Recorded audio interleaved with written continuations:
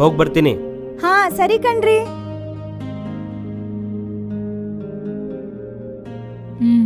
ಯಾಕೆ ಅವ್ರನ್ನ ಕೇಳ್ತೀಯಾ? ಮೊದಲೇ ಸಬ್ಜೆಕ್ಟ್ ಕ್ಲಿಯರ್ ಆಗಕ್ಕೆ 1 ವರ್ಷ ಹಿಡಿತು ಅನ್ನೋ ಕೋಪದಲ್ಲಿದ್ದಾರೆ.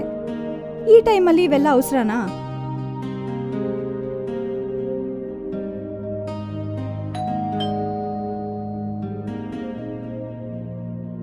ಯಾರೋ ಬಂದಿದ್ದಾರೆ ನೋಡು.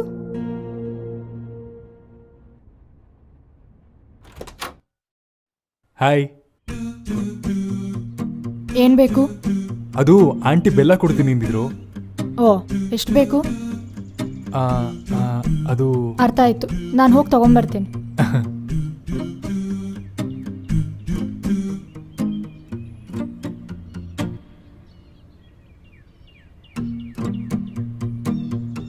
Thank you. You are welcome.